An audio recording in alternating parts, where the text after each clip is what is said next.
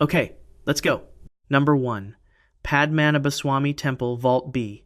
The year is 2011. You're part of an Indian Supreme Court audit committee standing in the underground vaults of the Padmanabhaswamy Temple in Thiruvananthapuram, Kerala.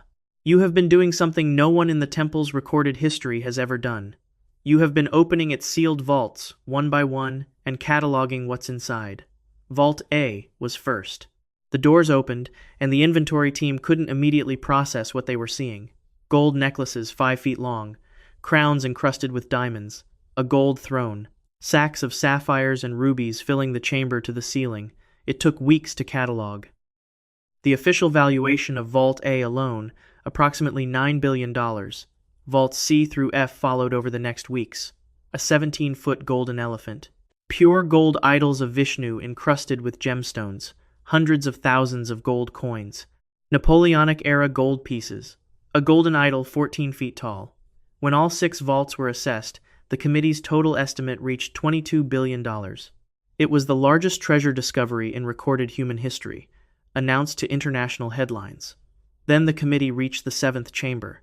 Vault B had been known about the entire time. It sits adjacent to the other vaults in the same underground complex. It is visibly larger than the rooms that yielded $22 billion, but where the other vault doors had conventional mechanisms, Vault B has no lock. Instead, its iron doors carry a plate into which 2 cobras have been carved in relief, the Naga Bandham seal.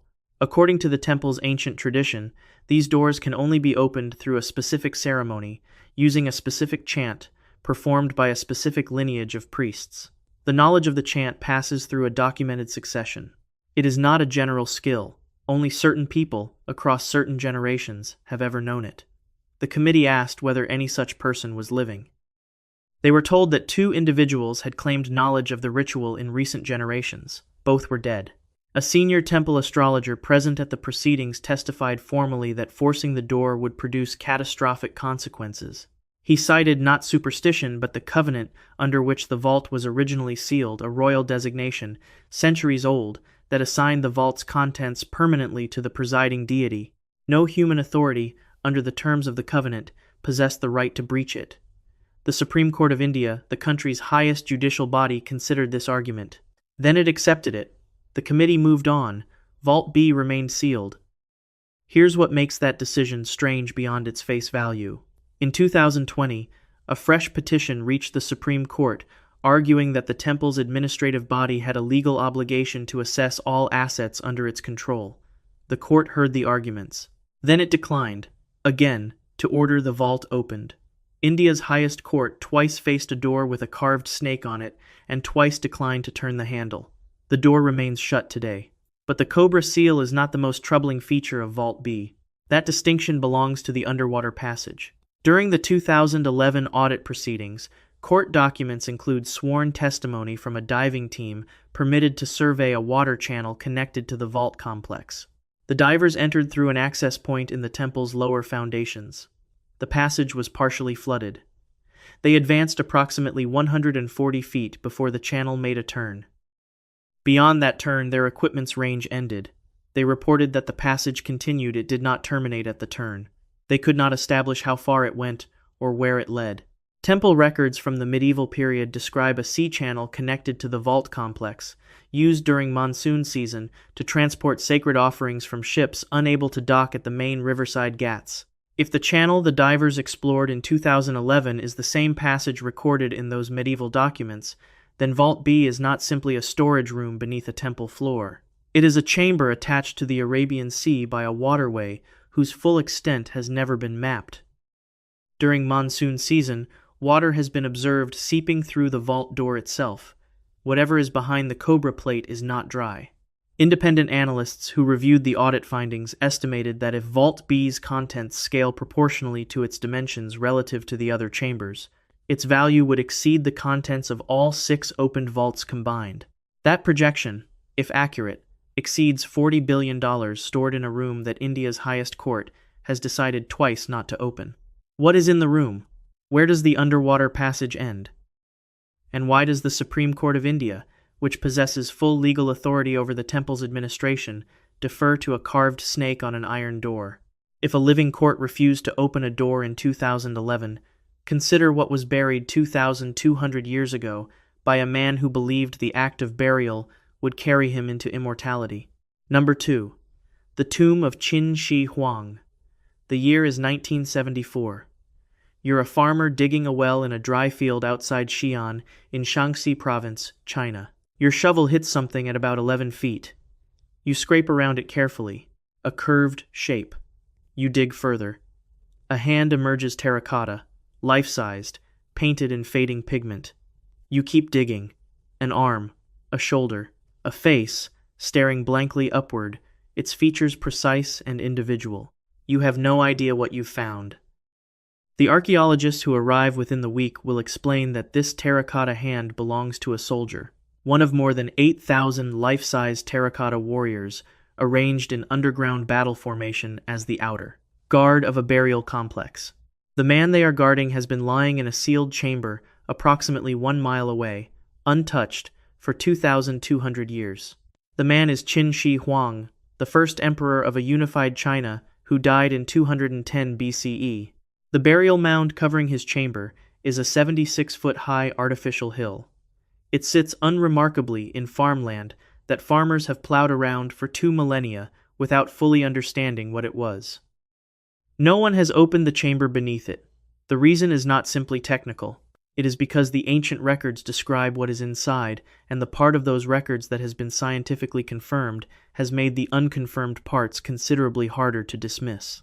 The historian Sima Qian wrote approximately 1 century after the emperor's burial.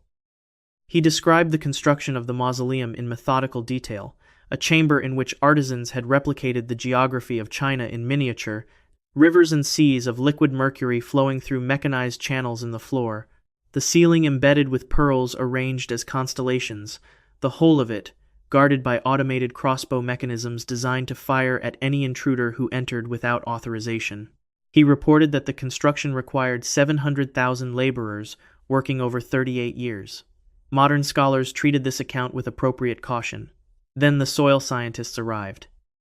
Between 2003 and 2015, a series of geochemical surveys conducted around the burial mound measured mercury concentrations in the soil above the chamber. The readings were significantly elevated compared to the surrounding geology. Mercury in soil at that depth and in those concentrations does not occur naturally in that formation. The anomaly tracked with the location and projected boundaries of the sealed chamber beneath the mound. Liquid mercury, as described by Sima Qian 2,000 years ago, is confirmed by geochemistry to be present inside the chamber today. Here's what that confirmation means for the rest of Sima Qian's account. It means that an ancient record written 100 years after a sealed chamber was completed accurately described its physical contents. The mercury was described. The mercury was found. This is not metaphor or legend. It is a material report that matched material reality after 2,000 years. The account also describes automated mechanisms, astronomical models, and what it calls heaven and earth instruments, language that Chinese scholars have translated variously as celestial devices or cosmological models. If the mercury is real, the question of what else is real becomes considerably more pressing. In 2015, a research team using ground-penetrating radar conducted the most detailed interior survey of the burial mound to date. The scan confirmed the presence of the main burial chamber. Within that chamber, the radar identified a large anomaly, geometrically regular, dense, positioned centrally. The object's profile does not match the expected radar signature of bronze vessels, silk textiles, lacquer work, or any standard category of grave goods recovered from other Qin-era tombs. The Chinese National Cultural Heritage Administration has not issued a public explanation of what the anomaly represents. The argument for not excavating the tomb is legitimate on its surface. Organic materials, textiles, wood, lacquer, painted surfaces would be damaged or destroyed by air exposure before they could be documented. In 2009, painted terracotta figures from a nearby Qin-era tomb lost their color within 15 minutes of being unearthed. The preservation concern is real, but it is 50 years old. Chinese archaeological technology has advanced substantially. More importantly, the preservation argument addresses the expected contents. It does not address the central radar anomaly. Something large, dense, and geometrically regular sits at the center of a sealed chamber. It has been there since 210 BCE. It is not a bronze vessel. It is not a textile. Sima Qian described mechanisms operating without human intervention. He described astronomical instruments. He used language that scholars have not comfortably translated. 80,000 artifacts have been recovered from the outer zones of the mausoleum complex without breaching the central chamber. Each outer find is extraordinary. The inner chamber was built to receive whatever required 8,000 soldiers, 2,200 years of concealment, and automated weapons to protect. The mercury is confirmed. The radar anomaly is documented. The chamber has been sealed since 210 BCE. China's first emperor spent 38 years preparing what he believed would sustain him into eternity. If the physical evidence so far matches the ancient record, what else does the ancient record describe that the chamber contains? The emperor's tomb was sealed to guard the dead. The chamber we turn to next was sealed to guard the living, and which of those purposes is more frightening depends entirely on what you believe lives underground. Number 3. The Well of Souls, Jerusalem. The year is 1099. You're a Crusader knight in Jerusalem, and the city has just fallen after a 5-week siege. The streets are still burning. The siege commanders haven't finished organizing the occupation. Before they do, before the fires are brought under control and the bodies accounted for, a small team is sent underground. They carry a specific instruction from somewhere in the command hierarchy. They are not searching for survivors. They are not looting. They descend beneath the dome of the rock and enter a natural cave at the base of the stone. The cave is called the Well of Souls, Bir el Arwa in Arabic, the place where the dead gather before judgment. You can hear them, it is said, if you press your ear to the floor. In the cave, the knights find the floor sealed. It takes 3 men working a crowbar to shift the covering. They go below. What they find in the space beneath has no name that survives in any language. They replace the covering. They reseal the floor. The Crusaders hold Jerusalem for 88 years. When they leave in 1187, they leave that floor exactly as they found it. No account of what was in the space below has ever been recovered. The dome of the rock stands above the foundation stone on the Temple Mount, the Even Hashatiyah of Jewish tradition, the stone from which the world was woven at the moment of creation, the prophet's launch point for the night journey in Islamic tradition, the site of the coming apocalypse in Christian eschatology. The first temple stood above this rock for 4 centuries before Babylon destroyed it in 586 BCE. The second temple stood here for another 6 centuries before Rome destroyed it in 70 CE. 17 centuries of continuous religious architecture, 3 world religions, and 1 piece of rock. Beneath that rock, the Well of Souls is real. It is accessible to pilgrims. It is documented in Islamic, Jewish, and Christian accounts, going back more than 1,000 years. The sounds that rise through the cave floor, the hollow acoustic quality of the stone, are the basis of the tradition that the dead assemble there.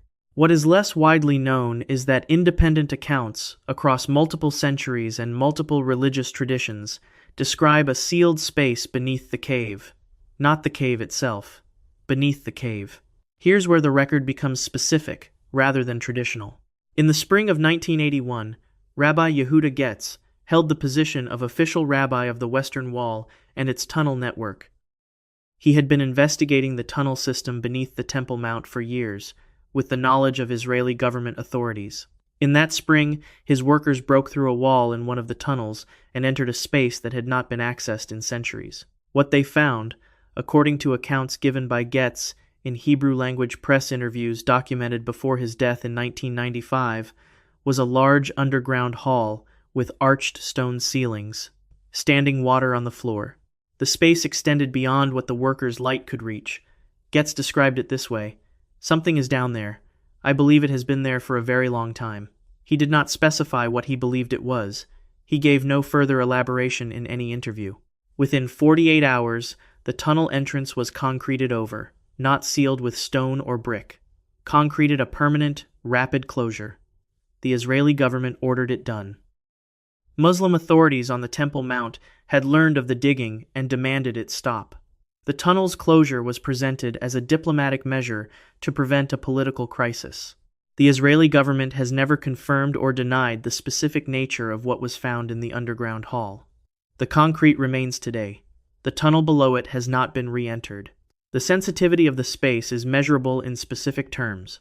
In 1996, a different tunnel opening in the vicinity of the Temple Mount, a tunnel that had no connection to the Well of Souls, sparked riots that killed 80 people across Jerusalem, the West Bank, and Gaza. The trigger was a door being opened in a passage. One door, 80 dead. The political physics of this site do not require deliberate provocation to detonate. Ground-penetrating radar surveys of the Temple Mount have been formally prohibited by the Jerusalem Islamic Waqf, the Islamic religious authority that administers the site since the early 1990s. No independent scientific survey using modern instrumentation has been conducted on the subterranean spaces beneath the dome of the rock. 3 world religions agree, independently, that something important is underground here. None of them has permitted an investigation that might confirm or deny what it is. Rabbi Getz's workers broke through a wall and found a hall with arched ceilings and standing water. The government concreted the entrance within 48 hours and has never described what was in the hall. The concrete is still there. What was in that underground space? What did the Crusader Knights find when they shifted the floor of the cave in 1099? And why was concrete poured in 48 hours rather than a survey conducted in 48 days? At least in Jerusalem, the danger of opening the chamber is political. The next sealed chamber's danger is immediate and measurable in parts per million. Number 4. The Plutonium at Hierapolis. The year is approximately 60 CE. You're a Roman priest at the Plutonium Sanctuary in Hierapolis, in what is now western Turkey. The stone enclosure is small, perhaps 15 feet by 10 feet, open to the sky, but sealed at one end, where the rock face drops into a fissure. The fissure breathes. Faint vapor drifts from the opening on cool mornings. You've watched birds fly through the air above the enclosure and fall dead onto the stone before they reach the other side. Today you have pilgrims observing from the elevated stone seating above the enclosure. You lead a bull toward the fissure on a rope. Within a few paces of the opening, the bull's knees buckle, its head drops, it collapses. 2 minutes later it is dead, its lungs full of whatever the fissure exhales. You walk away from the same fissure, unhurt. The pilgrims are watching a priest of Pluto demonstrate that he and he alone can survive the entrance to the underworld. The ancient geographer Strabo visited Hierapolis and described the plutonium in the 1st century BCE. He wrote that the vapor was so thick and dark that one could scarcely see the ground, and that any animal that entered fell dead immediately. He watched sparrows fall from the air. He noted that the eunuch priests appeared to be able to approach the opening sometimes, he wrote, holding their breath. Sometimes by some other means he could not determine. Cassius Dio recorded similar observations 2 centuries later. Neither man understood the chemistry involved. The chemistry is this. The fissure connects to a volcanic fault line running beneath the ancient city of Hierapolis. The fault produces carbon dioxide continuously. Carbon dioxide is heavier than air. It sinks. It pools at ground level. Inside the enclosed stone rectangle of the plutonium, ground-level carbon dioxide concentrations can reach 35%. The lethal threshold for a human or animal is 7 to 10%. A sparrow flying through the air at 2 feet above the ground inhales the pooled gas and dies within seconds. A bull standing on the ground with its head at 3 feet inhales it and collapses within minutes. A priest, standing upright, his face at 6 feet, breathes from above the deadly concentration. The ancient priests didn't possess divine protection from death. They possessed a practical understanding of how a heavier-than-air gas behaves in an enclosed space.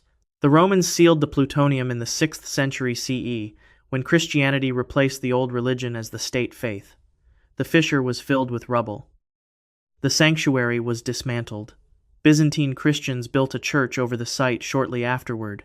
The gate to hell was closed, buried, and forgotten. It stayed buried for approximately 1,500 years. In 2013, archaeologist Francesco D'Andrea of the University of Salento excavated the site at Pamukkale, the modern location of ancient Hierapolis. He found the stone enclosure, he found the fissure, he found inscriptions confirming the identification. He found birds dead near the entrance from carbon dioxide even as he was documenting it. The ancient descriptions were confirmed. The gas was still venting from the same fault, on the same schedule, as it had in the 1st century. Here's where the geological explanation for the site runs out. D'Andrea's team didn't stop at the fissure. Ground-penetrating radar surveys of the rock formations surrounding and below the main cave showed geometric regularity in underground spaces, extending deeper into the fault system. The shapes on the radar are not consistent with random volcanic geology. They are consistent with construction spaces whose dimensions and angles suggest human involvement in shaping them. The team explored approximately 100 feet into the cave system in 2014, and at the limit of their safe range, they found carved stone walls. Someone had built interior spaces within a system that produces lethal gas at ground level. Strabo described chambers deeper in the cave. He described carved rooms, inscriptions, ritual spaces. He described a passage extending, in one account, as far as a man could walk in a day. The D'Andrea team found carved walls at 100 feet and was forced back by gas before establishing whether those walls were the outer edge of the constructed space or a passage leading further in. The carved stone they found is not geology. It is architecture built in a place where building required breathing, something that kills. Whatever was constructed down there, it was built by people who accepted significant risk to build it, or who possessed some method of managing the gas that wasn't available to D'Andrea's team. The deeper chambers haven't been entered. The gas makes it physically impossible without sealed breathing equipment. The 2014 exploration team didn't carry. 6 centuries of Roman priests performed at the fissure's edge. Then, Christianity sealed it. Then, 15 centuries of silence. Then a modern excavation reached carved walls and stopped. The passage beyond those walls has not been measured. The rooms described by Strabo in the 1st century BCE have not been found or disproven. The gate to hell was sealed by Roman order in the 6th century. It was sealed more thoroughly by the geology of the fault itself. The carved walls at the end of what D'Andrea's team could reach are exactly as they were the last time a human stood in front of them, which may have been 1,500 years ago, or may have been far longer than that. Number 5. Derinkuyu Underground City. The year is 1963. You're a Turkish archaeologist standing on a carved stone floor 280 feet below the surface of Nevşehir province in Cappadocia. Around you, cut through solid volcanic rock by human hands, are the passages and chambers of a complete underground city. Stables, kitchens, churches, wine cellars, ventilation shafts connected to the surface by shafts running hundreds of feet upward, water cisterns, food storage rooms. A functional settlement capable of housing 20,000 people, operating entirely without sunlight, for months at a time. You are on what the initial survey designates as the deepest accessible level. You shine your flashlight at the floor. There is a shaft. It goes down. No measurement taken during the 1963 survey establishes how far. Derinkuyu was not discovered by archaeologists. In 1963, a local man named Tahir was renovating the basement of his home in Nevşehir province when he knocked through a wall and found a tunnel. He followed it. He sent his chickens ahead at intervals. One disappeared and didn't return for 2 days. He kept following the tunnel until the scale of what he'd found became impossible to map without professional equipment. The Turkish Department of Culture sent a team. What they found was formally designated the largest underground city ever discovered.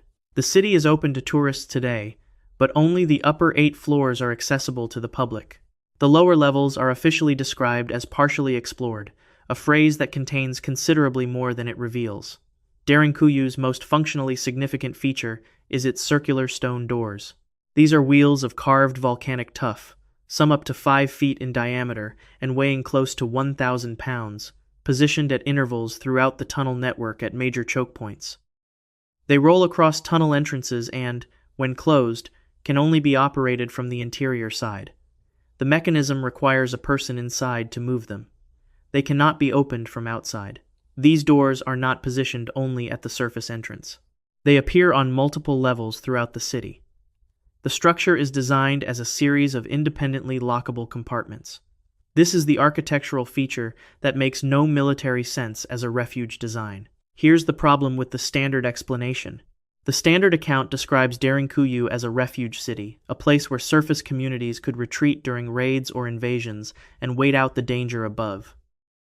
The circular doors, in this account, are security features that prevent enemies from forcing their way in. This is coherent as far as it goes. But if enemies sealed the upper entrance and camped above it, The residents of the lowest levels had exactly two options: wait for external rescue from a direction that doesn't exist underground, or never leave. There is no documented secondary exit from the deepest accessible floor. The internal-only locks on the lowest levels don't serve a refugee population waiting to return to the surface. They serve a population that intended to stay. Whatever was at the bottom of Derinkuyu was protected by people who accepted permanent burial as the cost of protecting it. Then there is the connecting tunnel. Derinkuyu is linked to another underground city, Catal, by a passage running approximately 5 miles through the bedrock. This tunnel was partially explored in the mid-20th century. Several sections were found blocked by what may be rockfalls or may be deliberate closures. The survey work that would establish the difference hasn't been conducted. The blocked sections haven't been cleared. The tunnel between two of the largest underground cities ever found has not been fully traversed. In 2014, demolition work on a Byzantine hillside fortress near the center of Nevşehir uncovered what appeared to be entrance passages to a previously unknown underground complex, preliminary estimates suggesting it could be larger than Derinkuyu. The Turkish Heritage Ministry immediately declared the area under official protection. Non-government archaeologists have been excluded from the site. The Turkish government commissioned its own ground-penetrating radar survey of the area. According to reports from Turkish academic institutions who reviewed early findings, the radar identified anomalies below the lowest accessible floor of the new complex anomalies, consistent with additional chambers at greater depth. Full survey results have not been publicly released. The shaft below Derinkuyu's lowest surveyed floor has not been formally measured. The blocked sections of the Catal tunnel have not been cleared. The Nevşehir site is closed to independent investigation. 3,000 years ago, someone engineered a city in which the people at the deepest level had no exit. They built locks that only locked from the inside. They dug a shaft below the lowest floor whose depth hasn't been established. They connected their city to another city by a 5-mile tunnel with sections that remain closed. In 2014, a third city in the same province was found and immediately removed from independent research access. What was at the bottom worth accepting permanent burial to protect? What blocked the tunnel sections between Derinkuyu and Catal collapse or decision? And what did the Turkish government's radar find below the newest city that hasn't been described publicly? Derinkuyu's residents chose to go underground, and some chose to stay. The people sealed into the next chamber didn't choose anything. The city came down on them. Number 6. Mary King's Close, Edinburgh. The year is 1645. You're a city official in Edinburgh, Scotland, and the plague has reached the buildings along Mary King's Close. The Close is a steep, narrow street running down from the Royal Mile, or was, before the city built over it, layer by layer, each generation of construction pressing the lower stories further underground until the ground floor rooms of one century became the cellars of the next, and the cellars became passages, and the passages became sealed. People still live in these lower levels in 1645. They are poor, they are sick, they are dying. You don't quarantine them. You don't arrange evacuation or transfer to a pest house on the city's outskirts. You seal the Close.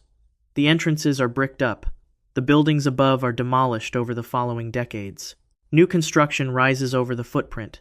By the early 1700s, when the Royal Exchange is built directly above the site, the chambers of Mary King's Close are buried beneath the foundations of a functioning government building.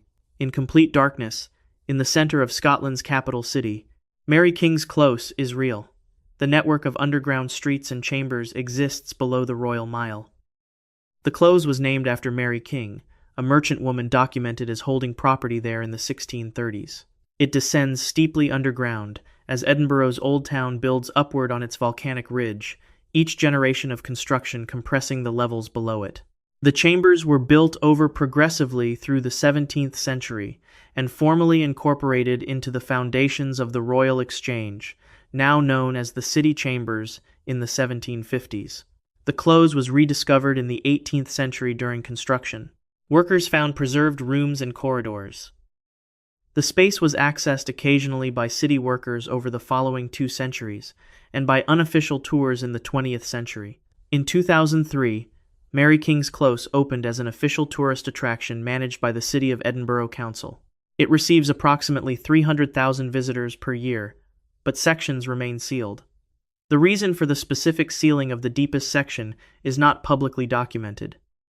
In 1999, during pre-opening renovation work, a team working in the deepest and most remote section of the close found a room with no accessible entrance, a sealed space that could only be reached by removing modern construction material applied to the building foundations during earlier maintenance of the city chambers above. When the workers made an opening and entered, they found a room approximately 12 feet by 10 feet. Inside were pieces of small wooden furniture, children's toys, their design consistent with the 17th century, identifiable by their construction. These objects were arranged in a circle on the floor. The workers documented the room. Photographs were taken. The discovery was reported to Edinburgh's Heritage Authority. Then the authority made a decision. The room would be resealed. Conservation materials were applied to the entrance. The room was closed. Here's what that decision means in practice. Standard archaeological and heritage conservation practice requires complete documentation of a found space before it is resealed. A photographic record, a written inventory, a dimensional survey, and an interpretive report at minimum. Without those documents, the act of sealing is not preservation. It is erasure. The documentation created in 1999 has not been released. No inventory of the room's contents has been published by any official body in the 25 years since the discovery. No photograph has appeared in any official material produced by the City of Edinburgh Council, Edinburgh World Heritage, or the Attractions Management Company. The room is not mentioned in any official description of Mary King's Close. It is not that the room doesn't exist. It exists. It was entered, documented, and resealed by institutional decision. The question is not whether the room is real, but why the documentation of what was inside it hasn't been shared. The mainstream explanation for the sealed sections is structural safety parts of the close are unstable and cannot support the weight of visitors. This is documented as a real concern for some areas. But structural instability doesn't explain a sealed room with objects arranged in a circle, documented, and then institutionally silenced. The structural argument applies to access. It doesn't apply to publication. The attraction's public-facing narrative includes a room called Annie's Room, named for a reported psychic encounter in 1992, during which a medium claimed to sense the presence of a child left to die during the plague. She left a doll. Visitors have since left hundreds of dolls in the room, creating an atmosphere that has become part of the attraction's identity. The room exists, the psychic encounter was reported, and the doll collection is real. Annie's Room is on the tour. The room with the circle of 17th century furniture is not. Who made the decision not to show it? Under what authority was the 1999 documentation sealed? What was in that circle arranged deliberately by a human hand in 1645, in a room that was then sealed, then buried under centuries of construction, then reopened for less than an hour before being sealed again? The street was buried by a city to contain disease. A room was sealed inside it by someone who arranged objects in a circle before the door closed. Both have been in the dark ever since. Number 7. The Subterranean Chamber, Great Pyramid. The year is 1837. Your Colonel Howard Vyse, a British Army officer who has spent his personal fortune and most of 2 years forcing your way through the interior of the Great Pyramid at Giza. Gunpowder charges have opened passages. You've found chambers with painted inscriptions that appear to contain the name of Khufu, the pharaoh who commissioned the pyramid. The discovery made you famous and will generate controversy for the next century.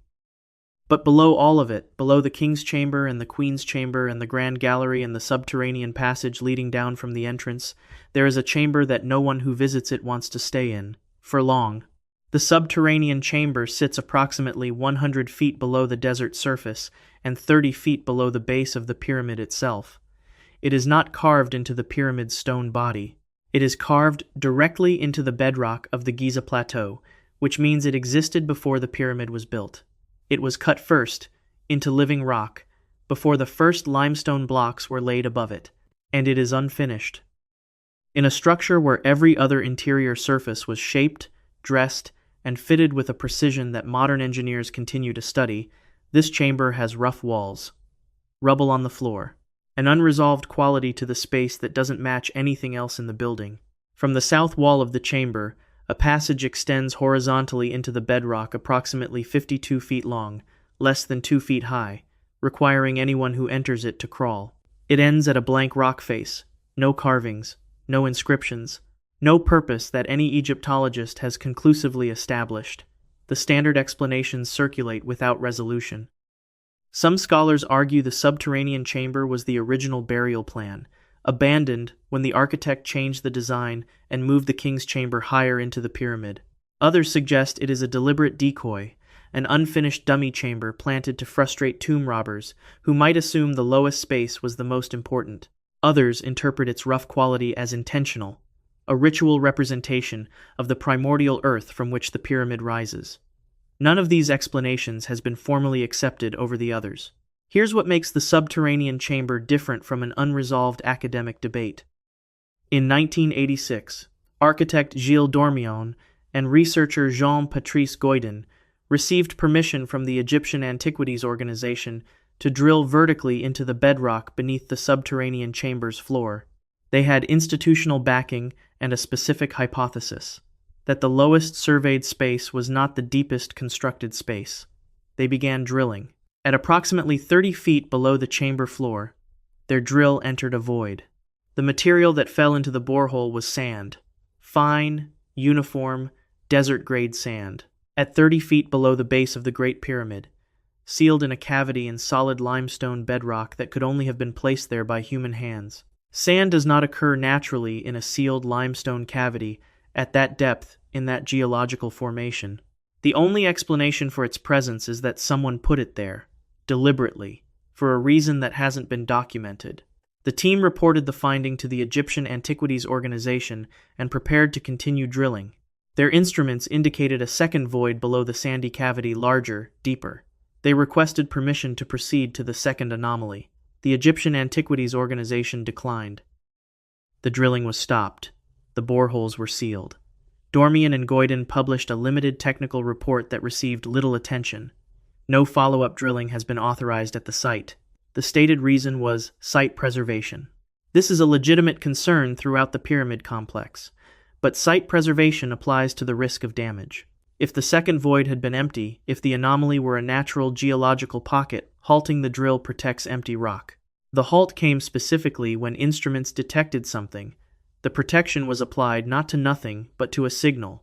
Whatever is in the second void was protected from discovery. In 2016 and 2017, the scan pyramids project a collaboration between Egyptian, French, and Japanese institutions using muon tomography to detect voids in dense matter confirmed a large void above the Grand Gallery, a discovery that generated significant international coverage. Buried in the project's technical data were additional anomalous readings in the bedrock beneath the subterranean chamber. These anomalies have not been officially addressed, explained, or attributed to any known geological cause. The temperature inside the subterranean chamber is measurably lower than in the chambers above it, a discrepancy that the pyramid's documented ventilation systems do not account for. Tour guides who regularly lead groups through the pyramid's interior report that the subterranean chamber produces a disproportionately high number of early departures. Visitors who ask to leave before the guide has finished the descent. Guides who have made that descent hundreds of times describe the chamber in terms that don't apply to the rooms above it. They use the word wrong. They do not elaborate further. Sand placed in bedrock by human hands. A second void, deeper still, protected from investigation on official order. Muon anomalies in the bedrock that remain unaddressed. The lowest accessible space in the oldest surviving wonder of the world deliberately unfinished in a building where nothing else was left unfinished. The sand in the bedrock is evidence of intent. Someone put it there. Below the sand, the instruments found something else. Below that, nobody has been permitted to look. Number 8. The shaft at Lascaux Cave. The year is 1948. You're a French archaeologist at Lascaux Cave in the Dordogne region of southwestern France. The cave was discovered in 1940 by 4 teenagers who followed their dog into a hole behind a fallen tree. What they found has been called the Sistine Chapel of prehistory. Walls covered in paintings of bison, horses, deer, aurochs, and ibex. rendered in black manganese dioxide and red and yellow ochre with such precision that they show individual hairs, the musculature beneath fur, the specific gait of animals caught at particular moments of motion, 17,000 years old. Every one of them vivid as ink laid down last year. You've spent weeks moving through the main galleries. The paintings are in spaces where people could gather, wide passages, accessible walls, art positioned where many viewers could stand together. Then your team reaches the section called the shaft. It is a vertical drop in the cave floor, not a natural fault or collapsed ceiling. A deliberate pit, approximately 16 feet straight down, its walls showing the marks of human tools, the rock cut and shaped. Someone dug this. At the bottom, on the wall, is a painting unlike anything in any other cave in the world. A man is falling backward. His posture is unmistakably that of a body in the act of dying. His face is that of a bird, or he wears a bird mask, the two interpretations being inseparable at this distance. He has 4 fingers on each hand, not 5. His abdomen is flat, his limbs thin and stylized, rendered with considerably less technical skill than the animals in the galleries above, but that contrast is itself significant. The painter, who could render the musculature of a bison with anatomical accuracy, painted the man in simplified, almost coded lines, as if the two kinds of image required different approaches or served different purposes. Beneath the falling man, a bison has been disemboweled. Its entrails are visible, spilling from a wound in its side. The bison is still standing. It is not yet dead. To the right, a rhinoceros walks away from the scene. Between the man and the rhinoceros, a bird is mounted on a stick that appears to be planted upright in the ground. A dying man, a gutted bison, a bird on a pole. This image exists nowhere else in Paleolithic art, not in the hundreds of painted caves in France, Spain, Italy, or Germany, not in the decorated sites of South Africa or Australia or North America. 17,000 years of human image-making on stone, and this specific scene in this specific combination exists only at the bottom of an artificially dug pit in a cave in the Dordogne. Physical evidence from the pit's floor establishes what took place there after the painting was made. 2 pierced bison bones were found at the base of the shaft. A small stone lamp was recovered, its wick channel still carrying traces of animal fat. The lamp is the critical object. The painting on the wall cannot be seen without a light source. Someone brought fire. Someone descended 16 feet into a pit they had dug specifically to hold this image and sat in it with a lamp. Not once, the evidence of repeated lamp use, of soot accumulation and fat residue from multiple separate visits indicates that people returned to this pit regularly, over an extended period, to illuminate this painting in the dark. Here's what the mainstream explanation cannot resolve. The main galleries at Lascaux are painted in communal spaces. The Hall of the Bulls opens to a wide chamber. The horses and aurochs are rendered at standing height on walls where groups could gather. The shaft painting is 16 feet underground, visible to 1 or 2 people at a time, accessible only with rope or deliberate descent, hidden from the cave's primary circulation. Whoever made this painting constructed a private space for it, not a private space in the sense of a small chamber, but a private space defined by physical effort. You have to want to be there. You have to go down to get there. If the painting was hunting magic, it was magic practiced in secret rather than in community. If it was shamanic ritual, the ritual required descent into a pit. The deliberate effort to place this specific image, somewhere most people would not go, combined with the evidence of repeated returns by those who did go, suggests that the encounter with this image was intended to be specific, repeated, and private in ways that the rest of Lascaux's art was not. The cave was closed to the public in 1963. The official reason was damage. Algae growth and elevated carbon dioxide from thousands of visitors were deteriorating the paintings, some irreversibly. A replica, Lascaux II, was opened nearby for tourists. The original cave is accessible only to approved researchers, and access has been progressively restricted since 2008, when a persistent fungal infection began spreading through the cave despite intervention by specialist conservation teams. In 2015, France's Ministry of Culture declared the cave in critical condition. Lascaux was stable for 17,000 years. The pigments held, the images didn't fade. The cave survived intact, while every human civilization above it rose and fell. It began to deteriorate within decades of human re-entry, in 1940. The shaft painting survived all of it. In the dark, at the bottom of a pit that someone dug by hand in the Paleolithic, a dying man with a bird's face and 4 fingers on each hand still falls backward on the wall. Someone went there regularly with a lamp to look at him. The pit was sealed by time, then by closure, then by fungus. The painting is still there. Number 9. Rosslyn Chapel Vault. The year is 1998. You're the current Earl of Rosslyn, and a team of engineers has arrived at Rosslyn Chapel in Midlothian, Scotland, with ground-penetrating radar equipment. You've agreed to the survey. The chapel was built by your ancestor William Sinclair between 1446 and 1456, and it has remained in your family's stewardship for 5.5 centuries. The engineers want to map what lies beneath it. You've known about the vault for your entire life. What you don't know is what the radar is about to find inside it. The team scans the chapel floor systematically. They scan the walls. They work their way toward the east end, where 3 ornate stone pillars rise from the floor: the apprentice pillar, the master pillar, and the pillar of the journeyman. The apprentice pillar is the most famous object in the building, a column wrapped in 8 spiraling stone ribbons that ascend its full height, each ribbon carved with a precision that stonemasons who've examined it describe as decades of master-level work. A researcher in the 1990s overlaid its geometric structure with a diagram of the DNA double helix and found a match. Whether that correspondence is intentional or coincidental, the pillar was carved by someone working in the 15th century with tools made of iron and a level of spatial understanding that isn't fully explained by what else we know about the period. The radar readings from beneath the chapel's eastern end come back. There is not one vault below the chapel. There are 3. They are arranged in a configuration that doesn't match conventional church crypt architecture. The central vault, the largest of the 3, is generating an electromagnetic signature.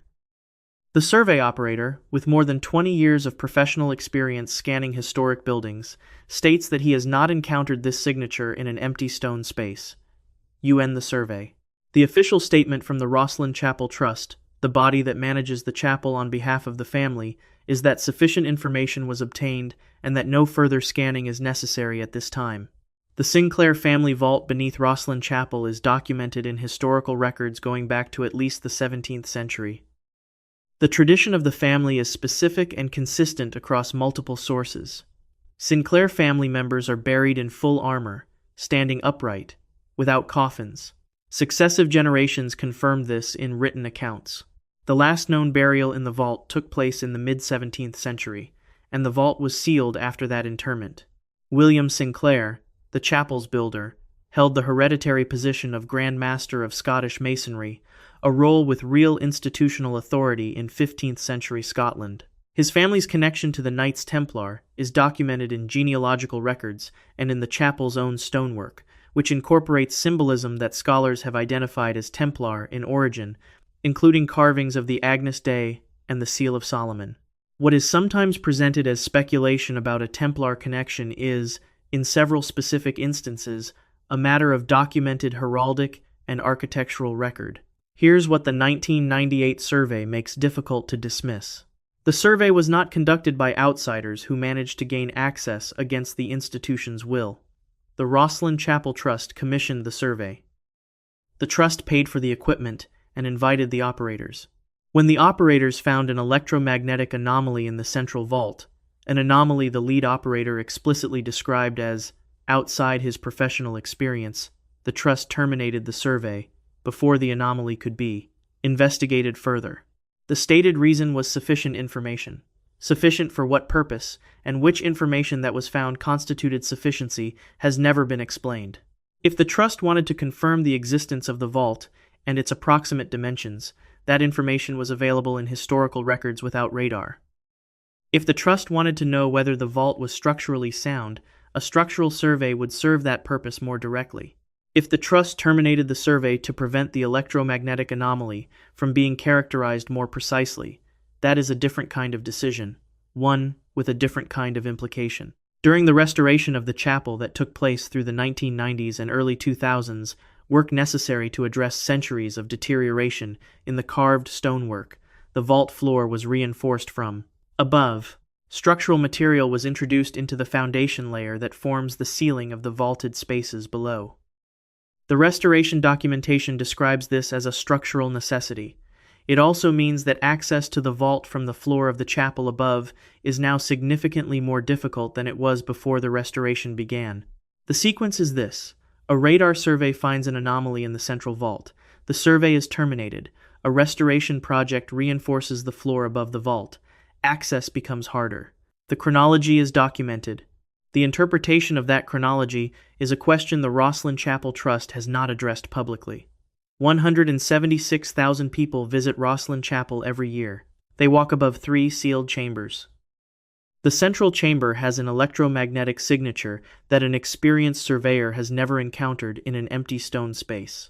The trust that controls access has reinforced the floor between the visitors and the vault. The vault has not been opened since the mid-17th century. What is in the central vault? What was sufficient about the information the survey obtained? And why, when faced with an anomaly outside the surveyor's experience, did the institution that owns the building decide it didn't need to know more? Number 10. The sealed chamber at Catal Hoyuk. You are a woman living on the Konya Plain in what will one day be called southern Turkey. The year is approximately 7000 BCE. Your mother died last month. You and your husband dug a shallow pit beneath the sleeping platform in the main room of your home, the same platform where your children sleep, the same floor where you grind grain each morning, where you eat and sit and move through the hours of your day. You wrapped her in coarsely woven cloth. You placed her in the pit with her knees drawn to her chest. Then you smoothed fresh plaster over the floor, the same white clay you reapply each spring to renew the walls. The floor is sealed. Your mother is 3 feet below your feet. This morning you made breakfast above her. This is not unusual. Every family in the settlement does this. The settlement, which archaeologists 9,000 years later will call Catal Hoyuk, has between 8,000 and 10,000 residents at its peak. They have been living this way for 1,000 years already and will continue for another 1,000 years after you. Beneath every home's sleeping platform, the ancestors are layered. Archaeologists excavating a single room will one day find 64 burials beneath its floor, 8 generations of the same family placed one above the other as the decades accumulated. You live your entire life above your dead. This is not disturbing. This is the architecture of belonging. Catalhoyuk is a Neolithic settlement in the Konya Basin of southern Turkey, occupied continuously from approximately 7500 BCE to 5700 BCE. It is designated a UNESCO World Heritage Site. Excavation began in 1958 under James Mellart and has continued in major form since 1993 under the direction of Ian Hodder, professor of archaeology at Stanford University. The site has yielded more systematic information about Neolithic social organization, symbolic practice, and the relationship between the living and the dead than almost any other site from the period. The burial practices are extensively documented. Bodies beneath floors, skulls removed and curated, some plastered with clay to reconstruct faces and kept in rooms for months or years before final burial, bones occasionally dug up and moved between generations. The dead were not left behind. They were managed, maintained, and kept present. In 2013, excavators, working in a residential zone of the site, encountered a room whose entrance had been blocked with mud brick from the interior. The mud brick was applied from inside, blocking the entrance after the room's last occupants were already within the same sealing logic as Derinkuyu's 1,000-pound circular doors, applied to a doorway in a 9,000-year-old house.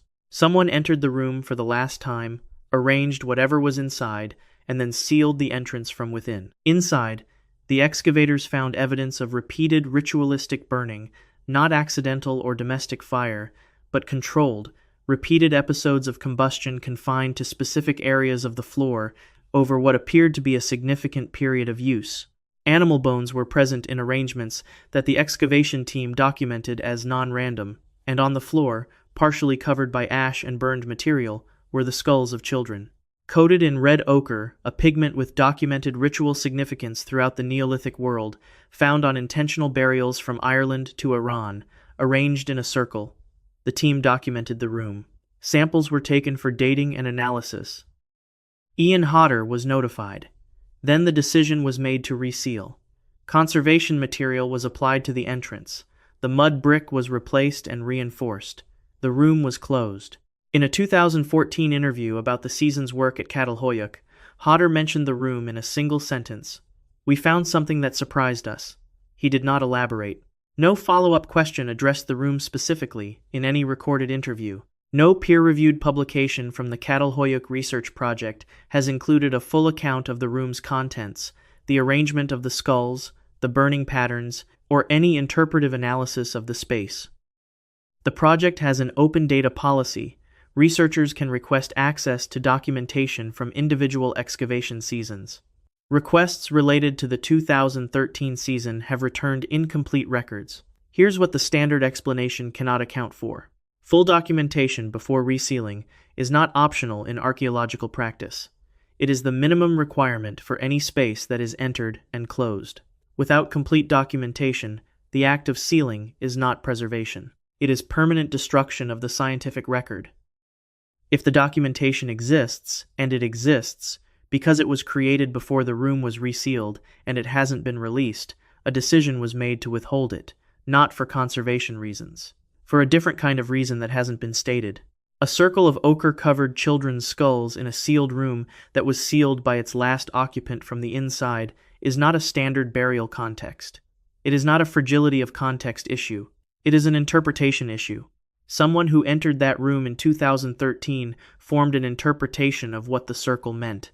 That interpretation informed a decision. The decision was not to share it. 9,000 years ago, a living person entered a room, arranged the skulls of children in a circle, built a fire, and sealed the door from the inside. The room survived 9 millennia. It was opened in 2013, documented in part, and sealed again by decision of a university research team. Whatever the person 9,000 years ago was doing in that room, whatever the circle meant, whatever the fire was for, whatever required the door to be sealed from within that knowledge, was in the room when it was found, and the room was closed again before the knowledge could be shared.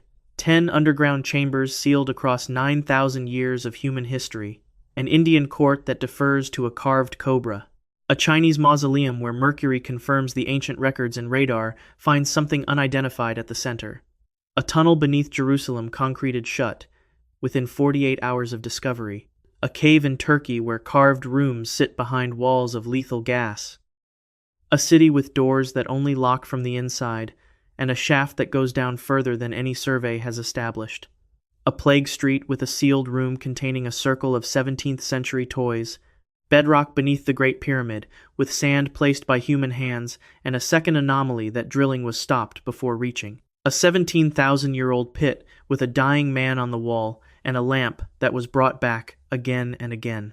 A chapel vault with an electromagnetic signature that ended a radar survey, and a circle of children's skulls that a research university sealed back into the dark without saying what they looked like. The pattern is the same in every case. Something is found, something is sealed. The reasons are always different. The result is always the same. If this kept you watching, subscribe. There's more history that doesn't stay buried. Leave a like if it unsettled you. And tell us in the comments where you're watching from, because wherever it is, something sealed is beneath your feet.